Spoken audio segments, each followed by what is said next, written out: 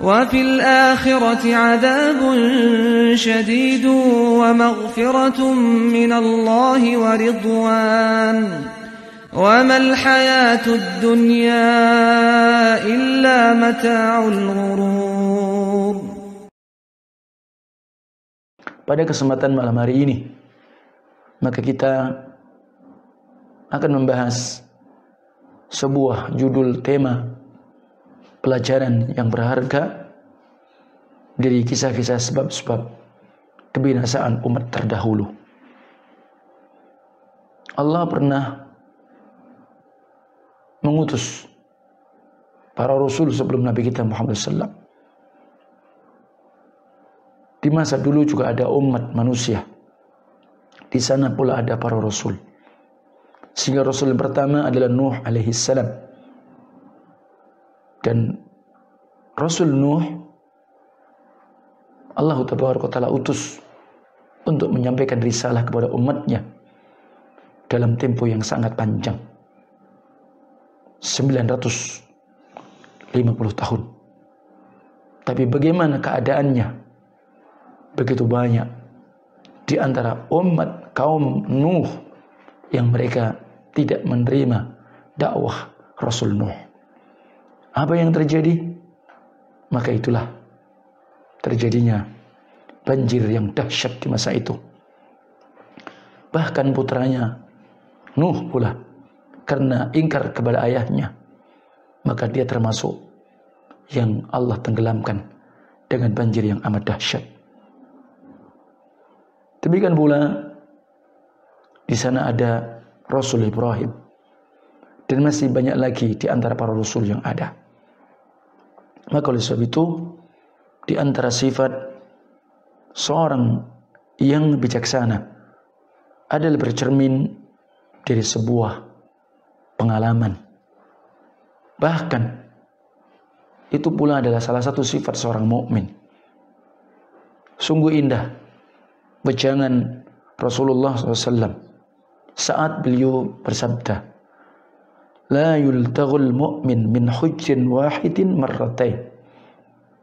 Disebutkan dalam riwayat Imam Bukhari, Imam Muslim, dan Imam Abu Dawud, demikian pula Imam Ibnu Majah, dari sahabat Abu Hurairah radhiyallahu anhu.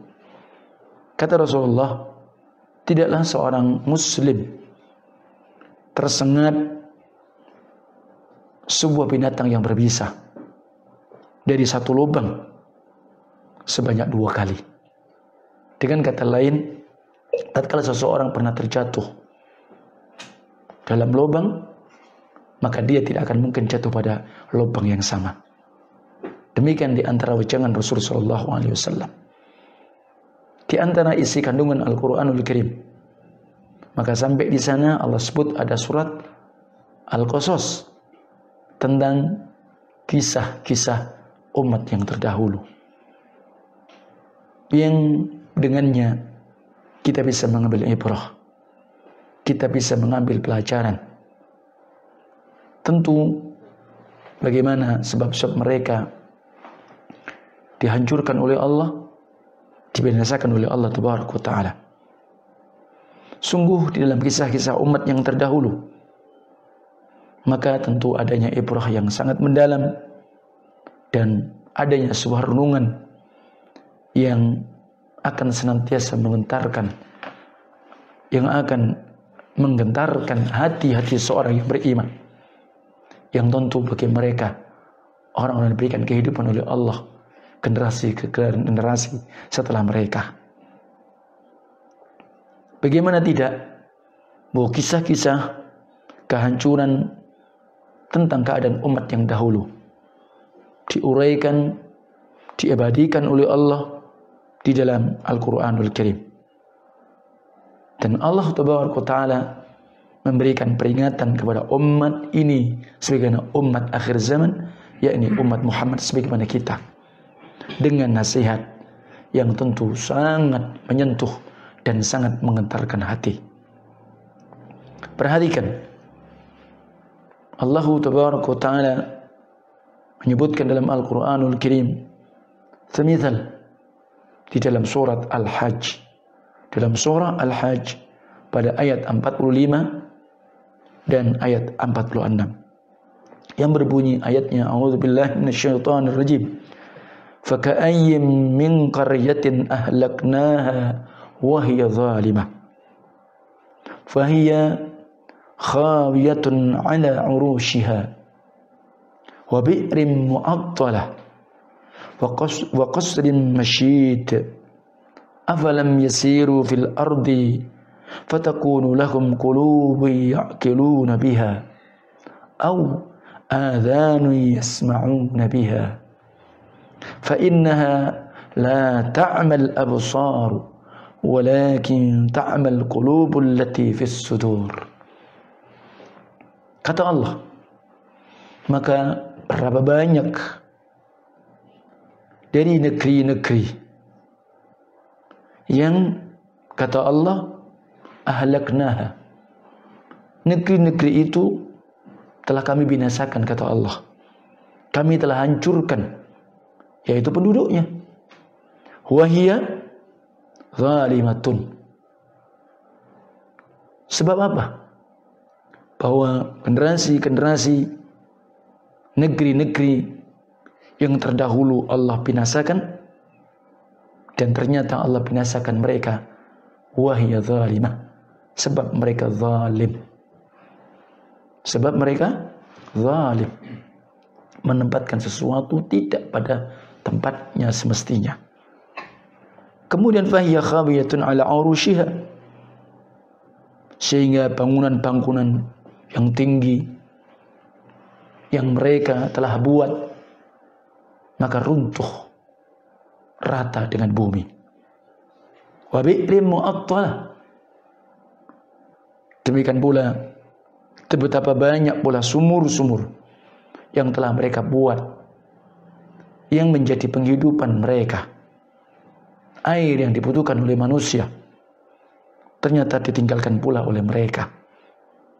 Wa qasrin mashid, termasuk pula istana-istana yang tinggi, istana-istana yang bermegahan, yang juga tidak berpenghuni, ditinggalkan oleh penduduknya.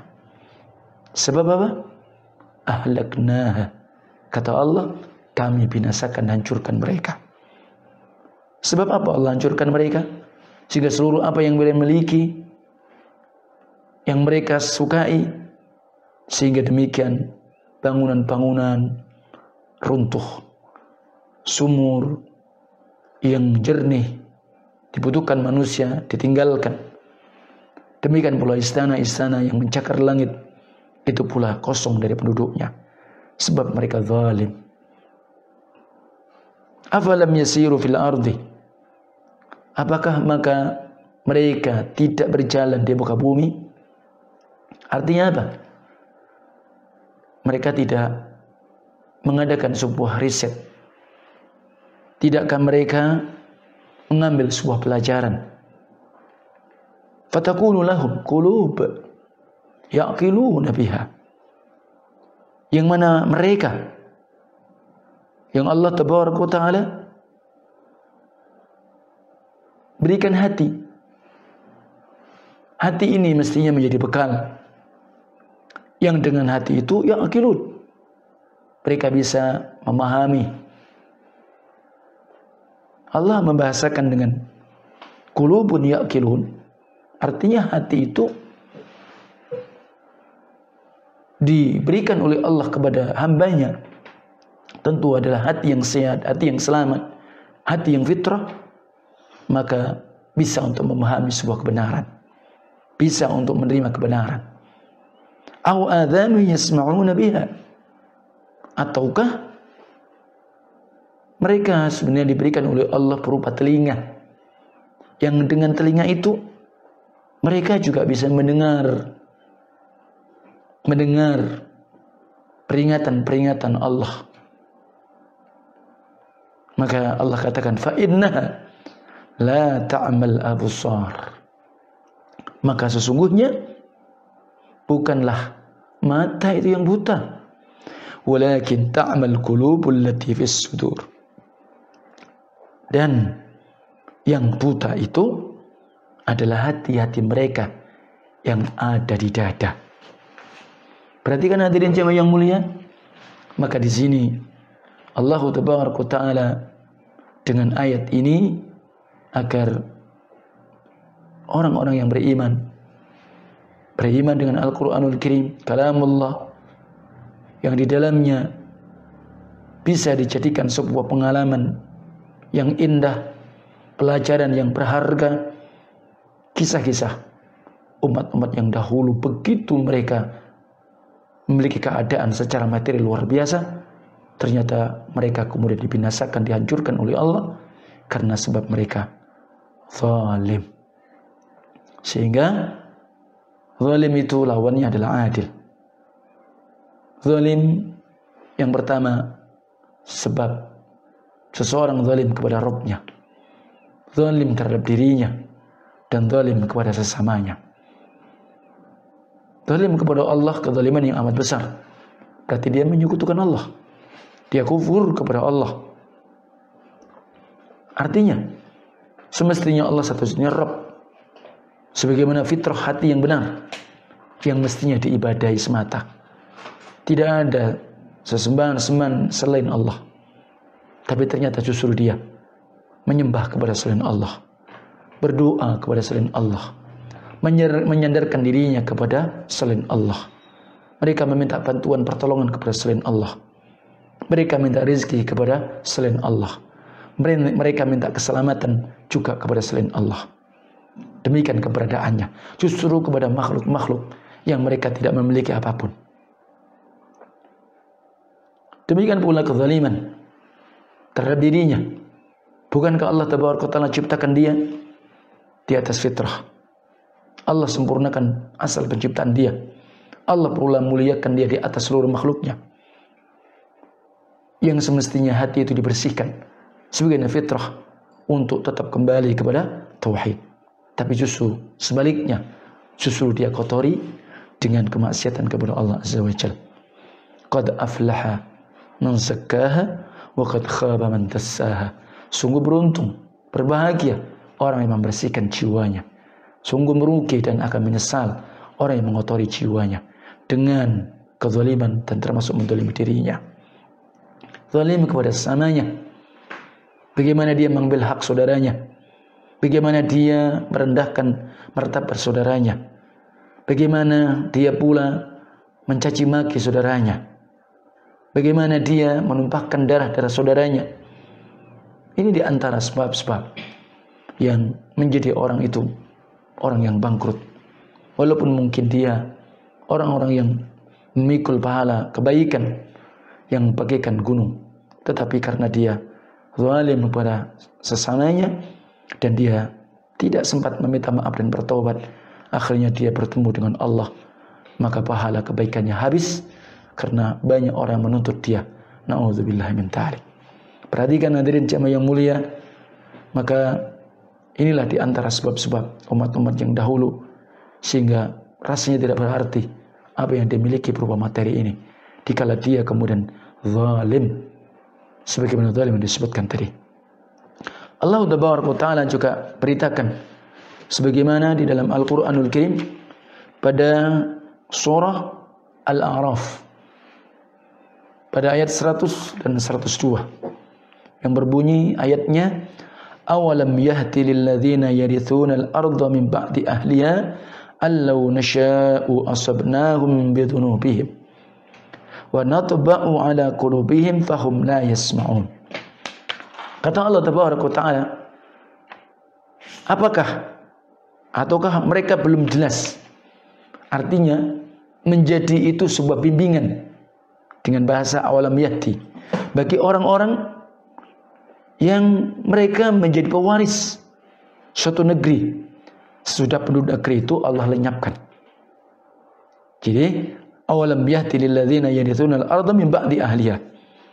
Artinya, tidakkah itu menjadi belum jelas, menjadi bimbingan, menjadi petunjuk bagi orang-orang yang generasi setelahnya, umat atau generasi yang Allah telah binasakan. Artinya dia menjadi mewarisi bumi ini.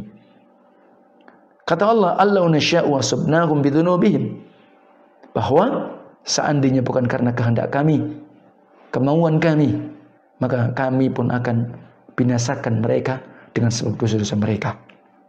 Wa natba'u ala qulubihim fahum la yasma'un.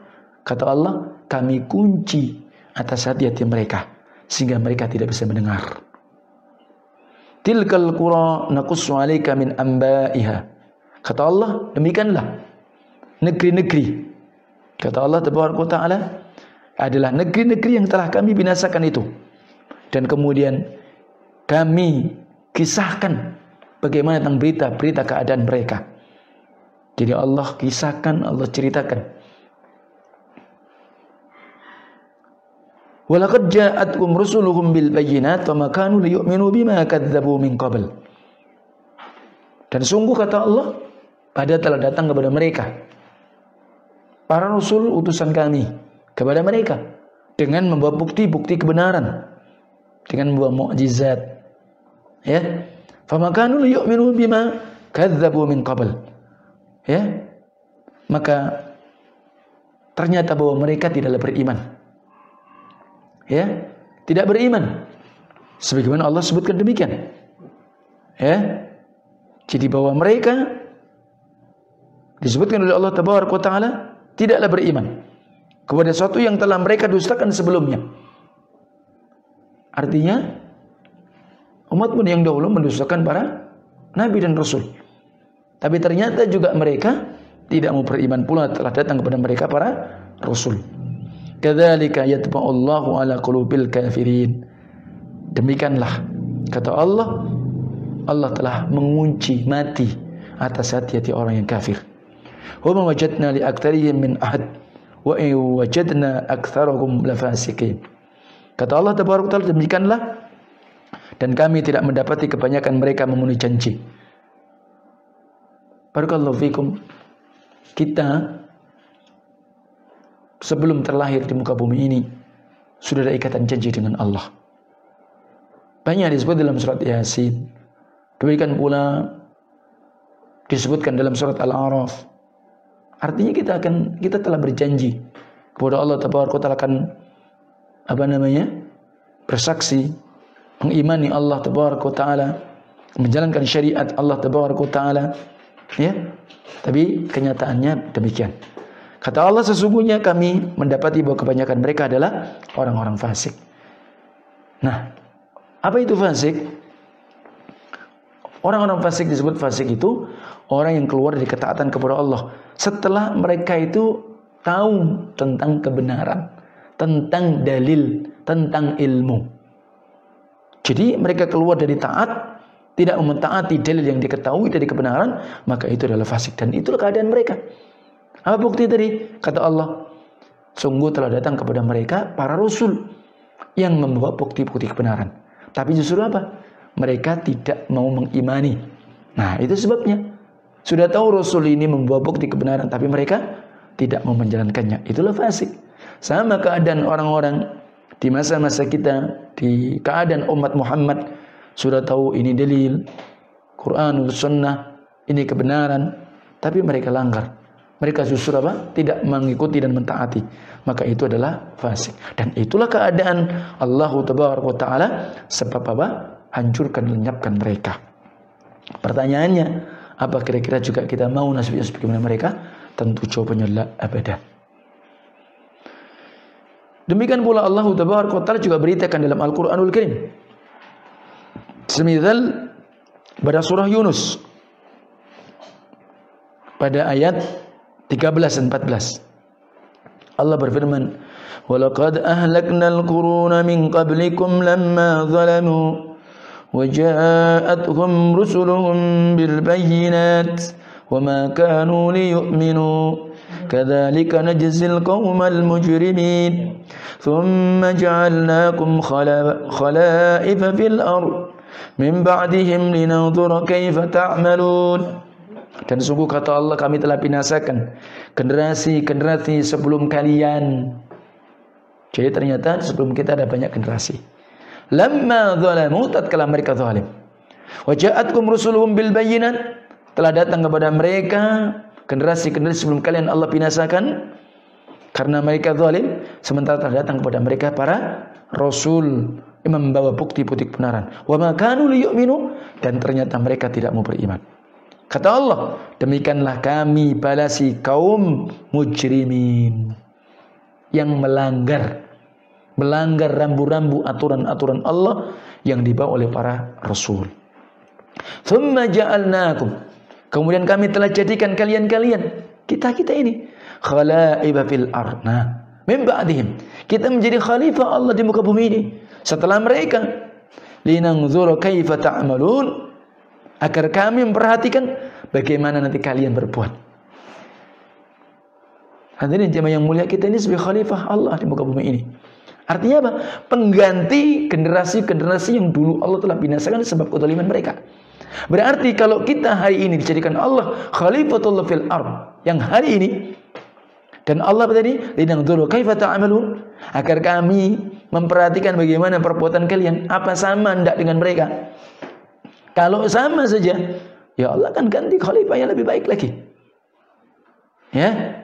Nah, jadi yang dimaksudkan khalifatullah fil ardh, yang benar-benar jadi khalifatullah fil ardh, ya hamba-hamba yang memang mereka melaksanakan batas-batas rambu-rambu aturan Allah. Bukan justru mereka menjadi orang yang al-mujrimin atau al-mujrimun, orang-orang yang melanggar norma-norma aturan-aturan Allah Taala. Kalau tatkala Allah utus para nabi dan rasul, termasuk kita ada nabi kita Muhammad SAW yang syariatnya sempurna paripurna, dengan cara apa? Ya, yang bukan ajarannya kita anggap menjadi ajarannya, yang itu sunnah dibalik menjadi bid'ah dianggap sunnah misal, ya, kemudian tauhid dianggap jadi syirik dianggap menjadi tauhid, dibolak-balik. Nah, ini termasuk salah satunya apa? Ya, dia tidak bisa amanah yang dimana Allah jadikan kita menjadi apa tadi? Pengganti umat yang dahulu yang Allah binasakan sebab kezaliman, pelanggaran mereka. Ternyata kita tidak bisa yang demikian tadi. Nah, maka ini mestinya menjadi pelajaran besar untuk kita semua. Makna bagaimana khalifatullah fil ardh, maknanya apa? Berarti memang kita ini menjadi wakil Allah, pengganti yang Allah gantikan generasi yang sebelumnya, karena generasi dulu terpuruk, kemudian diganti oleh Allah, dibinasakan oleh Allah dengan kita menjadi umat Muhammad ini. Nah, kemudian masih banyak lagi di antara ayat-ayat menyebutkan demikian, barakallahu fikum, yang seperti bisa dilihat di dalam surah Hud, ya, kisah kaum Hud. Demikian pula Allah sebutkan di dalam Al-Quranul Karim tentang kisah umat Nuh, itu disebut dalam surat Al-Furqan. Ya, masih banyak lagi ayat-ayat Al-Quran yang mengingatkan tentang kehancuran umat-umat terdahulu sebelum kita, generasi-generasi manusia sebelum kita. Dan Rasulullah SAW juga telah menjelaskan bagaimana tentang berbagai macam bentuk kebinasan umat yang terdahulu dalam sebuah riwayat atau hadis yang telah kita maklumi.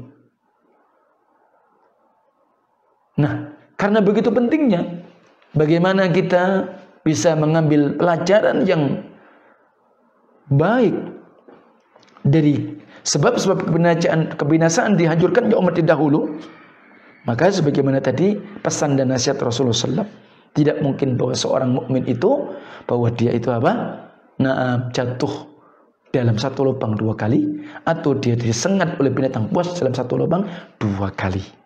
Sehingga insyaallah ta'ala salah satu bisa disimpulkan sebab-sebab kebinasaan dan sebab-sebab Allah hancurkan umat-umat dahulu. Yang pertama adalah apa? Karena kufrun ni'mah, dan tidak mensyukuri nikmat Allah tabaraka wa ta'ala. Sehingga diingatkan di dalam surah An-Nahl ayat 112. Itu yang pertama, di mana Allah berfirman, wa daraballahu mathalan qaryatan kanat aminatan mutmainnah ya'tiha rizquha ragadan min kulli makan fakafarat bi an'amillah fa'adhaqaha Allahu libasal ju'i wal khawfi bima kanu yasna'un. Allah Tabaraka wa Ta'ala telah membuat sebuah perumpamaan, yaitu sebuah negeri. Negeri itu dahulunya aman, lagi tentram. Rizkinya datang melimpah ruah dari berbagai macam tempat. Terus kemudian Allah katakan apa? Fakafarat bi an'umillah. Sebab mereka mengingkari nikmat-nikmat Allah, fa'adzaqahallahu libasul ju'i wal khawfi bima kanu yasnaun. Allah pun timpakan kepada mereka bencana, kelaparan dan ketakutan kepada mereka sebab perbuatan mereka. Nah, ini insya Allah lebih pantas, terutama ya banyak sebenarnya yang kita bisa ambil ibrah untuk negeri kita Indonesia ini. Negeri kita Indonesia ini negeri yang makmur, subur, ya, dan masya Allah, bagaimana lautan, bagaimana gunung-gunung, bagaimana juga bumi yang terbentang, subur. Artinya ini adalah sebuah fasilitas yang diberikan Allah Tabaraka wa Ta'ala. Ya, alhamdulillah mayoritas muslimin banyak. Tapi kenapa terus sehingga terjadi musibah, malapetaka, termasuk yang hari ini kita juga termasuk yang mendapatkan ujian wabak yang luar biasa, sehingga salah satunya sebab COVID ini sehingga mengalami apa yang terjadi ekonomi dan semisalnya yang tadinya masya Allah. Maka ini yang bisa kita ambil pelajaran. Artinya jika kita tidak mampu atau tidak bisa syukur nikmat Allah, justru kita kufur nikmat Allah, maka itulah 10 hari. Kenapa? Ambil, Allah akan lenyapkan nikmat tersebut. Dan tentu Allah Ta'ala ganti nikmat menjadi azab karena sebab tentu adalah karena dosa kekufuran kita. Nah, barakallahu fikum dulu insyaallah taala yang bisa saya sampaikan untuk pembahasan bagaimana kita mengambil pelajaran yang terindah dari kisah-kisah sebab kehancuran umat yang dahulu. Dan barakallahu fikum pembahasan tentang fikih seputar ayat, maka mengingatkan kembali insyaallah taala pada hari ini tanggal kita masuk tanggal 29 Zulqa'dah. Dan ini adalah malam Selasa, dan insyaallah taala besok kita sudah memasuki malamnya tanggal 1 Zulhijjah. Sehingga mengingatkan di antara pembahasan yang sebelumnya, apabila telah masuk 10 hari pertama di bulan Zulhijjah, bagi yang sudah niat untuk berkurban, berarti sudah ada namanya larangan untuk potong rambut, mencukur rambut dan potong kuku. Ini yang perlu diingatkan. Dan ada pun insyaallah taala bagi yang mendapatkan kesehatan, kemampuan, bisa pula untuk berpuasa dimulai tanggal 1. Jadi besok sudah dimulai bagi yang punya kelapangan, ya, artinya kesehatan, tidak ada kewajiban-kewajiban yang artinya sebab puasa itu terbengkelai, penting begitu. Ya, kalaupun seandainya tidak mampu, hendaklah ditekankan puasa pada tanggal 9 Zulhijjah Yaum Arafah yang insyaallah jatuh pada hari Kamis yang berikutnya. Jadi artinya Kamis ini, Kamis berikutnya insyaallah. Dan insyaallah taala jatuh Id itu insyaallah hari Jumat. Insyaallah, ya. Sementara tarikh penanggalan demikian, wallahu taala alam. Sambil keputusan secara pasti kita tunggu pengumuman daripada pemerintah kita. Nah, sekarang pertanyaannya yang mungkin ada sebuah masalah, bagaimana seandainya nanti idza ijtama'a al-'id wal jum'ah fi yaumin wahid, berkumpulnya Id dengan hari Jumat. Artinya Idnya Jumat dan di situ ada Jumat. Nah, maka oleh sebab itu ini perlu ada pembahasan. Nah, maka jawabannya pertama, ada yang berpendapat Jumat tetap wajib. Ini pendapat mayoritas al-fuqaha. Hanya dari mazhab Syafi'iyah maka gugur bagi penduduk desa, tapi tidak gugur untuk penduduk kota. Hanya itu rinciannya dari mazhab Syafi'iyah. Pada intinya apa? Jumat tetap wajib. Karena berdasarkan keumuman dalil ayat dari perintah salat mendatangi seruan panggilan azan salat Jumat. Ada pendapat yang kedua bahwa apabila Jumat atau Id itu berkumpul dengan Jumat, maka kewajiban Jumat itu gugur. Kewajiban itu apa? Jumatnya gugur. Akan tetapi tetap dianjurkan bagi pemimpin untuk tetap menegakkannya, agar siapa yang ingin Jumatan maka bisa Jumatan, dan terutama bagi yang ada uzur tidak sholat Id mungkin karena tidur bablas dan semisalnya, maka dia bisa ikut Jumatan. Kemudian berikutnya tadi saya sampaikan bahwa kewajiban Jumat gugur, tetapi dianjurkan bagi imam untuk Jumat. Artinya tidak mengapa masjid-masjid jami tetap menyelenggarakannya, tetapi sebenarnya kewajiban Jumat itu sudah menjadi gugur. Nah, sekarang pertanyaannya, jikalau kemudian Jumat itu gugur, Jumatnya apa? Gugur. Terus apakah sekaligus zuhur itu gugur? Artinya tidak sholat zuhur. Ya. Karena apa? Kalau kita Jumatan kan zuhur tidak. Justru barang siapa sholat Jumat kemudian sholat zuhur, maka itu perbuatan yang bid'ah mungkarah. Karena juga ada pemahaman sebagaimana kaum Sufiyah. Jadi setelah Jumatan tetap zuhur. Subhanallah. Maka itu tidak tepat. Nah, barakallahu fiikum. Maka al-qawlu bi sukutil jum'ah wa dhuhr amman hadar al-'id fima idza waqa al-'id yaumul jum'ah khata' zahir. Kalau Syekh Ibnu Baz menyebutkan pendapat yang menyatakan gugurnya sholat Jumat dan sekaligus sholat zuhur bagi orang yang menghadiri Id karena sebab apa? Berkumpulnya Id tadi dengan Jumat, kebetulan Idnya dari Jumat, apakah Idul Fitri, Idul Adha, maka ini pendapat yang sangat salah dan kesalahannya nampak. Ya, kenapa?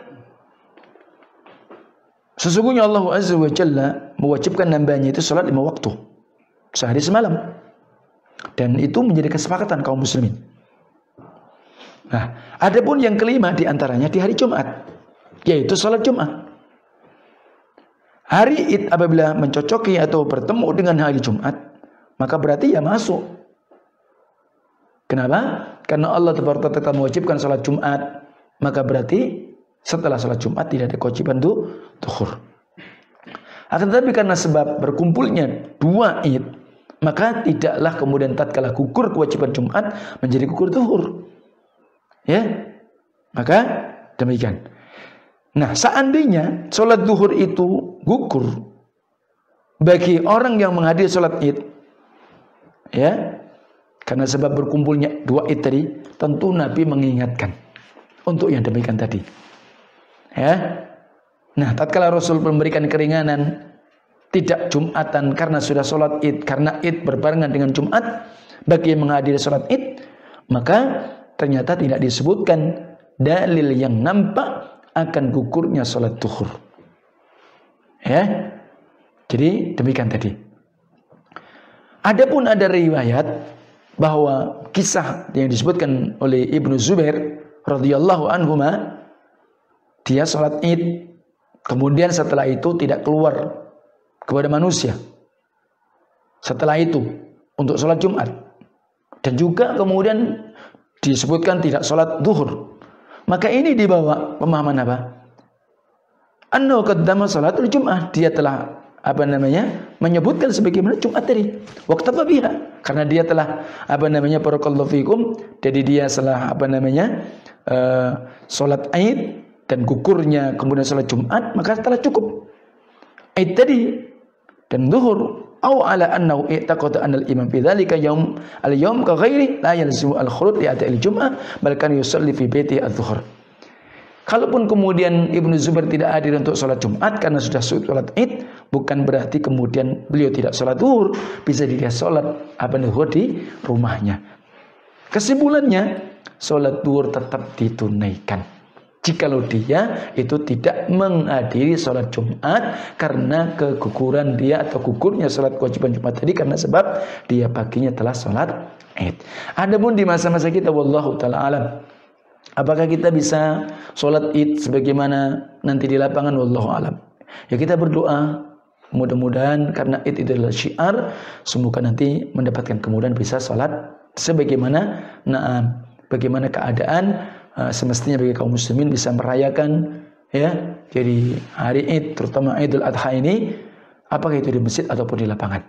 Yang jelas bahwa di masjid alhamdulillah sudah dibuka, ya, walaupun tetap memakai protap yakni Covid, ya tentu mungkin saja ada yang masih khawatir, tapi yang penting kekhawatiran itu jangan sampai karena was-was.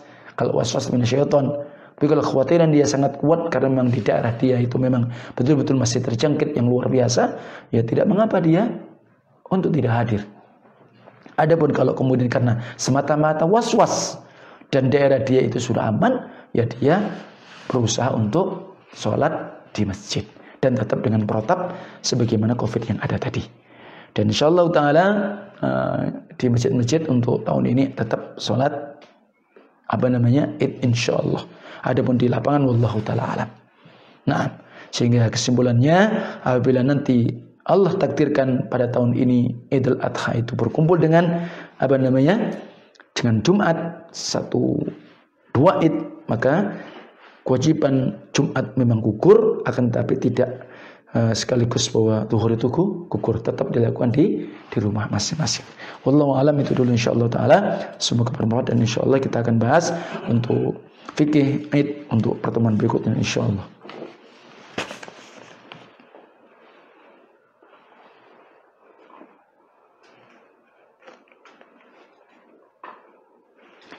Apakah musibah yang menimpa kita saat ini apakah karena dosa-dosa kita yang telah lalu? Dan apakah musibah yang menimpa saat ini dapat menghapus dosa-dosa kita? Artinya bahwa kalau musibah itu yang kita bahas sekarang, wabah berupa Covid ini, ya ini karena dosa-dosa hamba. Bukan artinya kita pribadi individu, ya, karena banyaknya dosa, karena banyaknya kezaliman, termasuk kesyirikan. Dan dikala Allah kemudian turunkan wabah, maka ya jika kita mau bertaubat, kita mau menyadari bahwa itu adalah kesalahan dosa kita, akan menjadi kafarat. Tapi kalau kemudian dengan wabah itu kita menggerutu, dengan wabah itu kita sungguhan sama Allah, ya tambah dosa. Kan begitu intinya. Nah, jadi sehingga hadis yang menyebutkan tentang wabah ta'un, kan apabila seseorang dia tetap di negerinya dan kemudian dia mengimani bahwa itu adalah ketetapan takdir Allah Tabaraka Ta'ala dan dia berharap pahala dari Allah Tabaraka Ta'ala, maka bisa menjadi kafarat. Jikalau kemudian Allah wafatkan sebab itu, maka dia ka ajri syahid, seperti pahalanya orang yang syahid, kan begitu. Jadi tidak semua musibah menimpa kita pasti bisa menghapus. Ya masalahnya tadi, kita mau muhasabah atau tidak, kita sadar dengan bahwa itu adalah kesalahan kita atau tidak. Dan kemudian kita ini taubat kepada Allah, meminta ampun kepada Allah, istighfar kepada Allah, dan kita memperbaiki dengan ibadah kita kepada Allah. Kan begitu intinya. Saat ini beberapa masjid sudah melakukan sholat 5 waktu berjamaah walaupun masih terbatas. Apakah kita masih ada rukhsah untuk beribadah di rumah? Nah, barakallahu fikum. Sebagaimana pemerintah kita itu menyebut dengan istilah new normal. New normal itu bukan artinya normal secara mutlak. Dan ada beberapa alasan. Sebab apa? Dan itu sebab karena pertimbangan ekonomi. Itu yang paling menjadi apa? Pertimbangan yang paling kuat. Kenapa new normal? Tapi tetap pemerintah akan membatasi dengan cara bagaimana protap COVID itu. Dan ini pemerintah juga ketir-ketir. Karena bahwa penularan pun yang masih terjangkit juga masih bukan hilang. Dan pemerintah belum mengatakan bahwa ini sudah wabah sudah hilang begitu. Belum. Mungkin tidak tahu. Saya nggak paham berapa persen. Wallahu a'lam. Tapi yang jelas masih. Nah, dalam keadaan ini, apakah kemudian kalau masjid itu sudah dibuka 5 waktu berjamaah walaupun dibatasi, maka di sini kan berarti rukhsah itu sudah hilang atau dicabut begitu saja. Semua kembali kepada bagaimana kondisi di daerah dia, di zona dia. Kalau memang bahwa pemerintah setempat, dalam hal ini Pemda, dengan kemudian memang istilah disebutkan gugus COVID begitu ya, atau memang tim khusus medis yang memang itu berkaitan dengan COVID mengatakan daerah masih berbahaya, maka antum apabila memang demikian karena kekhawatiran kuat antum terjangkit, maka tetap udzur tetap ada pada antum. Dan kemudian jika antum pun juga kondisinya masih belum sehat, jangan dipaksakan. Ya, jadi bukan kemudian mutlak tercabut. Dan buktinya apa? Masjid juga masih terbatas. Ya, ada pula yang kadang-kadang masih apa? Ya, kayak masih kucing-kucingan. Iya. Saya sendiri mengalami begitu. Azan itu kumandangkan, ya baru selesai sudah berangkat ditutup. Nah, terus gimana? Mau teriak-teriak, buka pak, terus gimana? Nah, ini bukti bahwa ternyata ya udzur gimana? Mungkin terutama bagi yang terdekat dengan masjid, ya kan? Yang demikian, kadang juga masih harus pakai wajib masker, juga dengan pakai sejadah, juga memang harus pakai hand sanitizer dan semisalnya, masih pakai sejadah sendiri kan begitu. Nah, jadi ya kalau antum pilih seset, alhamdulillah, ambil subuhnya, fadhal.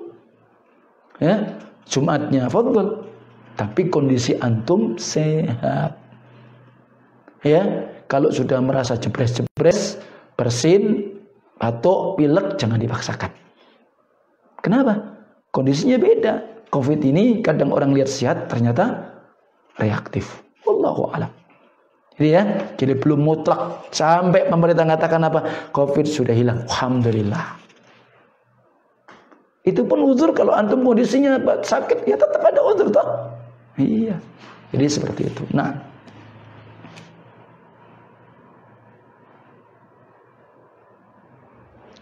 berapa dan bagaimana pembagian hewan kurban? Adakah aturan khusus? Tidak ada. Aturan yang mutlak nggak ada. Yang pada intinya disunnahkan bagi yang berkorban memakan daging korbannya. Itu sunnahnya. Nah, jika lo kemudian dia ingin mensedekahkan semua, ya tidak mengapa. Karena mungkin baginya ada uzur, tidak bisa makan daging kambing. Ya kasihan kalau nggak bisa makan daging kambing. Itu salah sendiri. Wallahu a'lam. Ya, jadi seperti itu. Takut sama kambing. Ya salahnya sendiri. Ya kan? Jadi seperti itu. Kambing, masya Allah. Ya, syekh-syekh kita yang dari Yaman sakit kencing manis, kambingnya juga masih kuat. Karena memang beda. Kenapa? Jadi nasinya sedikit, kambing yang banyak. Itu zen. Jadi seperti itu. Jadi nggak ada ya aturan mutlak. Jadi antum sunnahnya begitu, disedekahkan. Dan ingat, mensedekahkan itu bukan hanya orang miskin saja, tapi itu prioritas. Yang kaya tetangga kita juga boleh. Yang mereka bukan muslim, artinya kafir, bukan harbi, itu pun boleh dikasih dari daging korban kita. Wallahu a'lam. Itu dulu insyaallah taala. Wassallallahu ala nabiyina Muhammad wa akhiru da'wana alhamdulillahirabbil alamin. Subhanakallahumma wa bihamdika asyhadu an la ilaha illa anta astaghfiruka wa atubu ilaik. Assalamualaikum.